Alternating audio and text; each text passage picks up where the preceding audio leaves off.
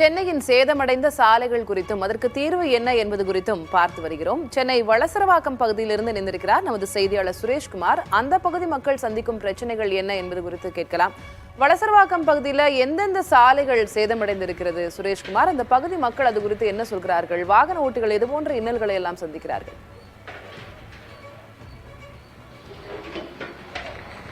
திலகவதி, தற்போது நாம் இருக்கக்கூடிய இடம் வளசரவாக்கத்தில் இருக்கக்கூடிய கிருஷ்ணா நகர் பகுதியில் தான் இருக்கிறோம். இந்த பகுதியில் சாலை முழுவதுமாக சேதமடைந்திருக்கிறது.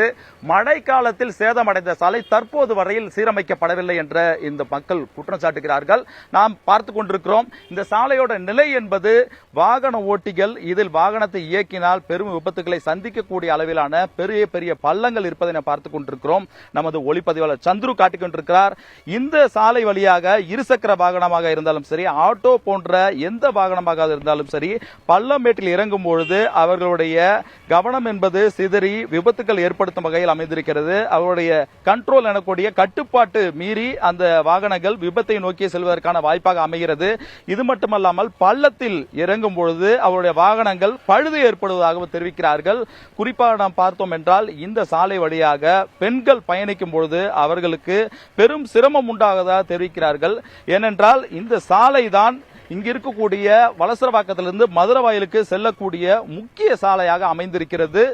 இந்த பகுதியில் மட்டும் 20க்கும் மேற்பட்ட தெருக்கள் அமைந்திருக்கின்றன. 5க்கும் மேற்பட்ட பள்ளிகள் இருக்கின்றன. குடியிருப்பு வளாக பகுதியில் இருக்கக்கூடிய முக்கியமான சாலையே இந்த அளவுக்கு சேதமடைந்திருக்கிறது. நாம் பார்த்துக் கொண்டிருக்கிறோம். இந்த சாலையில் சுமார் ஒரு 4 இன்ச் அளவிற்கு இந்த பள்ளம் என்பது காணப்படுகிறது. 4 இன்ச் பள்ளம் என்பது ஒரு வாகனம், ஒரு இருசக்கர வாகனமாக இருந்தாலும் சரி, வேறு ஏதாவது ஆட்டோ போன்ற வாகனங்களாக இருந்தாலும் சரி, அதில் இறங்கும் பொழுது அவருடைய கட்டுப்பாடு மீறி பல பிரச்சனைகள் உண்டாகின்றன. மழை காலத்தில் இந்த சாலை வழியாக பயணிக்கும் பொழுது பொதுமக்கள் சேரும் சகதியும் நிறைந்த இடத்தில் பயணிக்கவே முடியவில்லை என தெரிவிக்கிறார்கள். அதே நேரத்தில் பள்ளிக்கு செல்லக்கூடிய மாணவர்கள் இந்த பள்ளங்களில் விழுந்து சறுக்கி விழும் சம்பவங்களும் அரங்கேறுகின்றன தெரிவிக்கிறார்கள். நம்மோடு இந்த சாலையினுடைய பிரச்சனை குறித்து விளக்குவதற்கு இந்த பகுதியை சேர்ந்த மகாலட்சுமி நம்மளோடு இருக்கிறாங்க. இந்த சாலை எவ்வளவு நாளா இப்படி இருக்கு? பொதுமக்கள் நீங்க எல்லாம் என்ன பிரச்சனையை பார்த்துட்டு இருக்கீங்க? மழை வந்ததுல இருந்து அப்படிதான் சார் இருக்கு. மழைக்கு அப்புறமே அப்படிதான் இருக்கு. ஸ்கூல் நிறைய இந்த பக்கம் ஸ்கூல் வச்சிருக்காங்க. அப்போ ஸ்டூடெண்ட்ஸ், பேரண்ட்ஸ் வண்டி பயங்கரமா போகும். ரொம்ப டிராபிக் ஆகும். அப்புறம் நாம நடந்து போறவங்க ஓரமா தான் போக முடியும்.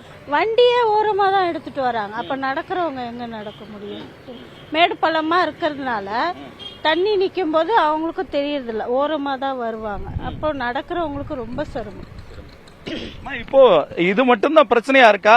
இல்ல சாலை அமைக்கிறத தாண்டி இந்த பகுதிகளில் இந்த குண்டும் குழி ஏற்படுவதால தொடர்ந்து இந்த பிரச்சனை நீடிச்சுட்டு இருக்காமா? எவ்வளவு நாள் மழை வரும்போது எல்லாமே அப்படிதான் சார். அதுக்கப்புறமா ரொம்ப சிரமப்படுறோம் மக்கள். ஆமா, நடந்து போறவங்க தான் ரொம்ப சிரமப்படுறாங்க. வண்டியும் நிறைய மோதி விழுகுறாங்க. மேடு போல தெரியறது இல்லை இல்லைங்களா? அதனால விழுகவும் செய்யறாங்க. ஸ்கூல் போற பசங்க காலையில டிராபிக் ஆகிறது, அது மாதிரி நிறைய பிரச்சனை இருக்கு சார். பல பிரச்சனைகள் உண்டு. திலகவதி, நாம் பார்த்து கொண்டிருக்கிறோம். இந்த பகுதியில் முக்கியமாக 3வது பிரதான சாலை எனக்கூடிய கிருஷ்ணா நகருடைய 3வது பிரதான சாலையோட நிலைதான் இது. இது மட்டுமல்லாமல் இந்த பகுதியில் மேலும் 10க்கும் மேற்பட்ட சாலையோட நிலை இதே போன்ற சேதமடைந்த சாலைகளாகத்தான் காணப்படுகிறது. சென்னை, அதாவது தமிழகத்தின் தலைநகராக இருக்கக்கூடிய சென்னையிலேயே சாலையின் நிலை இந்த அளவுக்கு மோசமாக இருக்குமானால் விபத்துகளும் உயிரிழப்புகளும் தவிர்க்க முடியாத ஒன்றாக மாறிவிடும் என தெரிவிக்கிறார்கள். ஏனெனில் கடந்த சில தினங்களுக்கு முன்புதான் அண்ணா நகரிலிருந்து திருமங்கலம் பகுதியில் ஒரு சாலையில் ஏற்பட்ட ஒரு குண்டும் குழியுமான இடத்தில் மழைநீர் தேங்கி இருந்ததில் சென்ற இருசக்கர வாகனத்தில் சென்ற விபத்தில் சிக்கியிருக்கிறார். அந்த இருசக்கர வாகனத்தில் பயணித்த பெண் ஒருவர் உயிரிழந்திருக்கிறார். இப்படி சாலைகள் மோசமாக இருக்குமானால் உயிரிழப்புகள் ஏற்படுவது தவிர்க்க முடியாததாக மாறிவிடும் கூடிய ஒரு ஆபத்தை விளைவிக்கக்கூடியதாக இருக்கிறது. இந்த வளசரவாக்கம் பகுதியில் இருக்கக்கூடிய இந்த சாலையை சீரமைப்பதற்கான பணிகள் தொடங்கப்பட்டிருந்தாலும் இன்னும் அந்த பணிகள் என்பது மேற்கொள்ளப்படவில்லை. ஏனென்றால் இந்த கிருஷ்ணா நகர் பகுதியில் இருக்கக்கூடிய 3வது பிரதான சாலை புதிய சாலை அமைப்பதற்காக 1 மாதத்துக்கு முன்பாக இந்த மேல் இருக்கக்கூடிய சாலை சுரண்டி எடுக்கப்பட்டிருக்கிறது. சுரண்டி எடுக்கப்பட்டு இதுவரையில் இங்கு புதிய சாலை அமைக்கப்படவில்லை என தெரிவிக்கிறார்கள். புதிய சாலை அமைக்கப்பட்டால் மட்டுமே இந்த பகுதி மக்களுக்கு ஒரு விடிவு காலமாக அவர்கள் எதிர்நோக்கி காத்திருக்கிறார்கள்.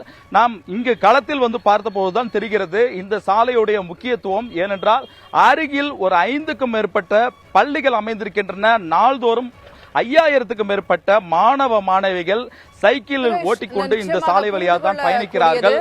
மேலும் அவர்களுடைய பெற்றோர்கள் எல்லாம் இருசக்கர வாகனத்தில் அவர்களை பள்ளிக்கு அதன் தீர்வை நோக்கி தான் நாமும் சென்று கொண்டிருக்கிறோம். உங்களுடைய கள விவரங்களுக்கு நன்றி.